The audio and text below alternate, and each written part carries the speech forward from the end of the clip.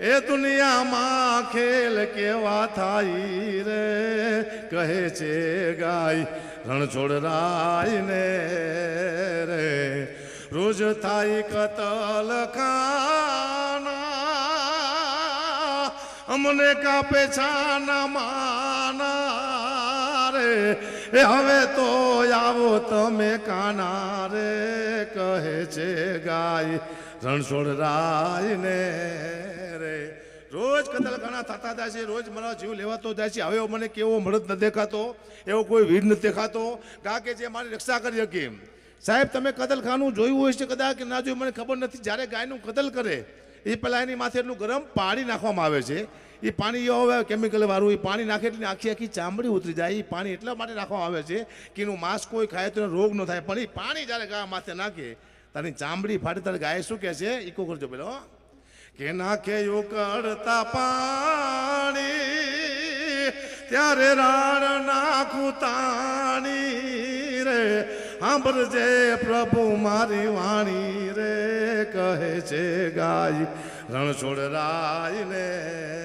રે જ્યાં સુધી ગાય છે ત્યાં સુધી આપણે છીએ જેથી ગાય નહીં હોય તેથી આપણું કોઈનું બીટ નહીં હોય દુનિયામાં ગા છે તો આપણે છીએ ગાય વિના આપણું કાંઈ છે નહીં સાહેબ એટલે કે આ એવી માં છે ભગવતી જે માત્ર તમારી પાસે આખા દિનનો 1 રૂપિયો જ માગે છે આખા ગામમાંથી 1 રૂપિયો રોજ ભેગો થાય ને એટલે ગામની બધી ગાયોને પૂરું થઈ જાય પણ એવો કોની પાસે ટાઈમ છે અત્યારે આપણે ઇન્સ્ટાગ્રામમાં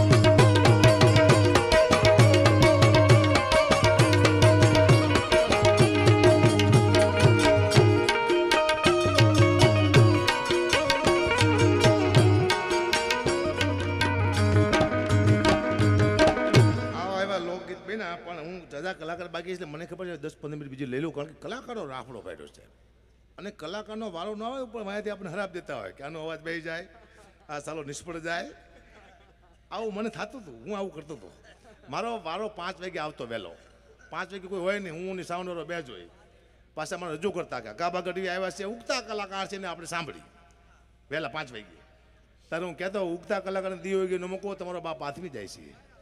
આ મુદ્દો છે સાહેબ. પૂર્ણ વિરામ. કારણ કે બાપુ 3 પ્રકારના કલાકાર આવે. એક ભગવાને બનાવ્યા હોય, એ બધા ઘરે હોતા હે, કોઈ સાંભળતું નથી. એક પબ્લિકે બનાવ્યા હોય, એ તમારા સામે બેઠા છે. અને ત્રીજા હાથે બની ગયા હોય, આપણે દેવ પગલી એને હાથે બની ગયું કલાકાર. કલાકાર છે જ નહીં મારા દીકરો, મરે ને મારા દીકરા. આ બે જાવ કરી બેટા, મારે આખું ને બાપુ એને બધું વિખાય બાપુ. ન ગાવે તો ગાવાનું મન થાય, પૈસા લઈને આવે ને હોરી પર ઉપર વેચ જતા મારે ગાવાનું પૂરું થઈ જાય. જાઓ, દુઃખની વાત છે. અને બે જાવ કરી આપણે વાતો કરવી છે પેલા, આપણે હાસ્ય કરવું છે ને. મુદ્દો આખો એ છે, આખો ગાવાનું છે જ ત્યાં કે આટલા બધા કલાકાર છે ગાવાવાળા, વાંધો નહીં આવે. અમારા ભાવ તો જુઓ બાપુ, કલાકારના ભાવ બહુ વધી જાય છે. અમારા ભાવ સાંભળી અમને બીક લાગે. 4 જાફરાબાદની ભેંસ લાવો ને કલાકાર લાવો હરકું થાય. બાદ બહુ મોંઘા કલાકાર છે. 10 લાખ ને 15 લાખ. હું 4 લાખ રૂપિયા લઉં છું. મારું મોઢું છે 4 લાખ જેવું લઉં છું. દુઃખની વાત છે પણ કરવી પડશે. ભયાનક દુઃખની વાતો લઈને નીકળ્યા છે. એવા એવા ગીતો બન્યા સાહેબ. અમારા દેવ પગલીએ ગીત ગાયું હતું. દેવ પગલીએ એ ગીત મેં ગાયું. તો માતાજીનું ગીત છે, બહુ સારું ગીત છે. મા પાસે કંઈક માગ્યું છે પણ એ ગીત મેં ગાયું ને તો માતાજી મને સપનામાં મને બહુ બોલ્યા કે હરામ ખોરના કોઈ દી ગાતી નો નહીં. કે એ ગીત કયું તમને સંભળાવો દેવ પગલીનું. એના શબ્દમાં શું ફેર છે? એ તારી મારી આબરૂનો સવાલ મારી મારો તે ટાઈમ હવે લાવ્યો મારી એલા હવનો તે દહકો આયો મારી મારો તે ટાઈમ હવે લાવ્યો મારી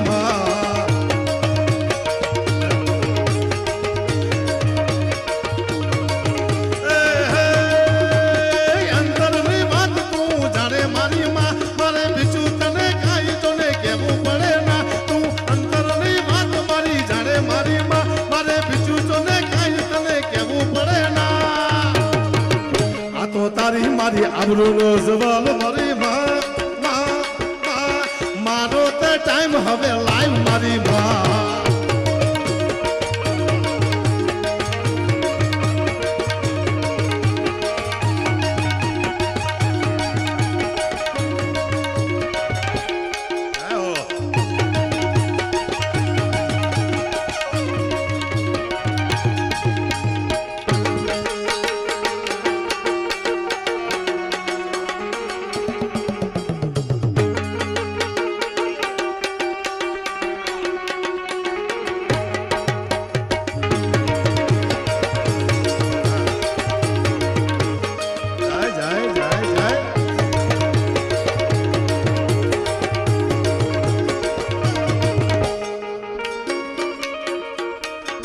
ગીત બાપુ મેં ગાયું.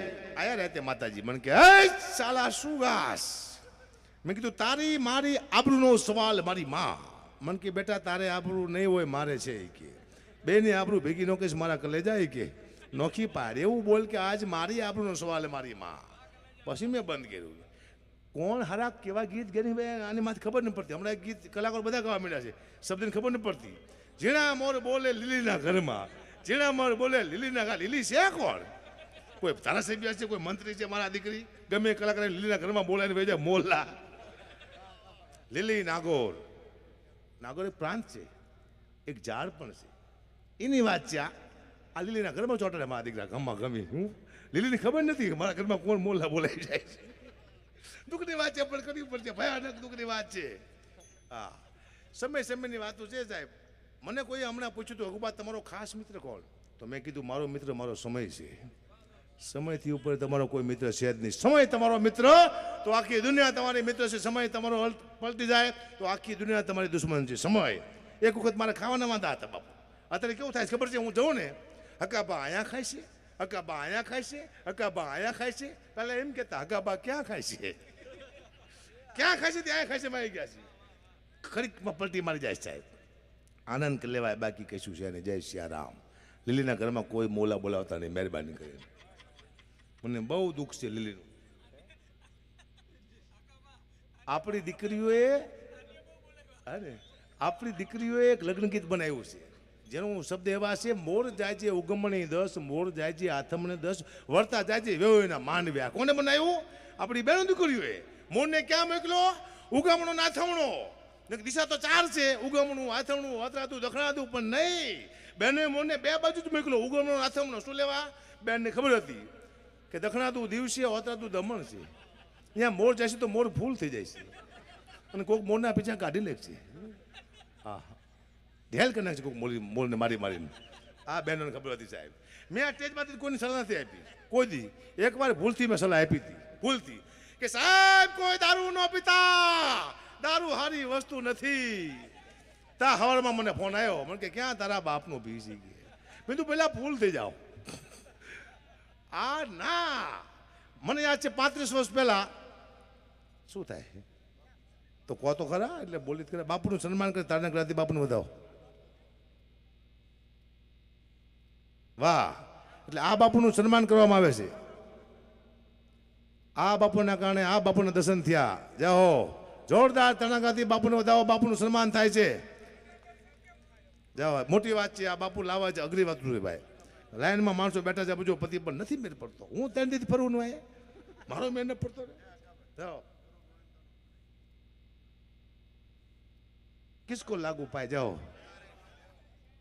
હે ને, કહી દઉં પણ તમે એકવાર ખાલી થોડી વાર મને મૂકો. જાઓ સાહેબ. વાહ બાપુ વાહ. તાળીના કરાથી બાપુને વધાવો. બાપુએ અદભુત કામ કર્યું સાહેબ. જાઓ બાપુ. गुरु गोविंद दोनों खड़ा किसको लागू पाए, बलिहारी गुरुदेव की गोविंद दियो बताय. આજે ગામના અનુભવી બધા જે કાંઈ ભાઈઓ આવ્યા એના આત્માના વિચારો તમે જોવો કે આજે મહામંડલેશ્વર અનંત વિભૂત એવા મહેન્દ્રાનંદગીરી બાપુ આ નાના એવા પંખીના માળાના જેવા ગામની અંદર પધારતા હોય તો એ નંદન બાપુનો પ્રતાપ છે. એવી ભાવના સાથે મહેન્દ્ર બાપુ જે ભાગ્ય બળા, જે ઘર સંત પધાર્યા, આપના પગલાથી આ ગામ પવિત્ર થઈ ગયું અને આપ અહીંયા પધાર્યા એ બહુ મોટી વાત છે. મેં હમણાં કીધું હતું કે અંતર જેના ઉજાળા, ગુણ એના ગવાય. આ તો અવધે શેઠા ખાય, ભીલડીના બોરા ભૂદરા. જેમ ભગવાન રામ ભીલડીને ઘરે ગયા હતા, એમ આજે મહામંડલેશ્વર અનંત વિભૂ છે તેવા મહેન્દ્રગીરી બાપુ જો અહીંયા પધારતા હોય, ખૂબ ખૂબ ધન્યવાદની વાત છે. વાહ. એક કહેવત છે કે હયાના હેતથી કરો જો આંકલો તો ધૂણે છે આંકલો. એ વાત છે.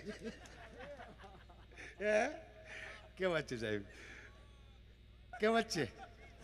હું ભૂલી ગયો કહેવત, પણ કે આવી કહેવત છે કે તુમને લાગી મોમના અને મોમન લાગી તુમ જોમ બરાબર જોમ બાપુ.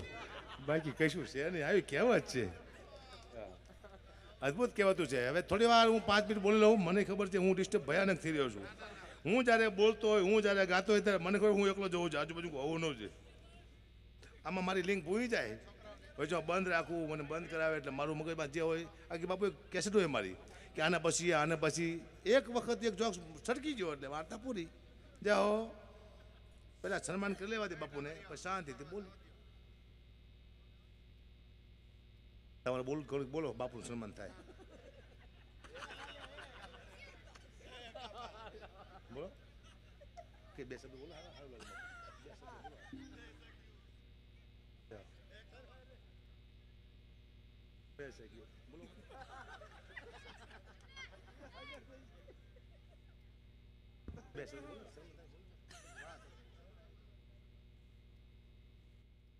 આજે ખરેખર ઓથડી ગામના જે ભાઈઓ, વડીલો, મિત્રો, સગા સનેહી બધાને એવો આત્માનો ભાવ છે કે અમારા ગામની અંદર, એક નાના એવા ઓથડી ગામની અંદર આવા પુણ્યશાળી આત્મા. અને હું તો એમ કહું છું કે જે નંદનગીરી બાપુ છે એમના માને ધન્યવાદ છે કે જે માં સંતને જન્મ આપે છે ને એ માને ધન્યવાદ દેવાય છે. હું તો એમના માને ધન્યવાદ આપું છું કે આવો કોઈ ફળે મોતી પાકી જાય, ભાગ્ય વિના પ્રાપ્ત ન થાય એવું ફળનું મોતી એવા નંદનગીરી બાપુ આ હોથળી ગામને પવિત્ર કર્યું. અને જે ગામની વેદના નહીં પણ એક આનંદની અંદરની ઉર્મી ઊભી થઈ હતી કે આ બાપુના પ્રતાપે આજે મહેન્દ્રાનંદગીરી બાપુને આ બધાને જો દર્શન થયા, ભાગ્ય બળા, જે ઘર સંત પધાર્યા, આવા સંતના, આવા બધા સાધુ સંતોના અમારા આંગણે પગલાં થયા, એ ખૂબ આનંદની વાત છે.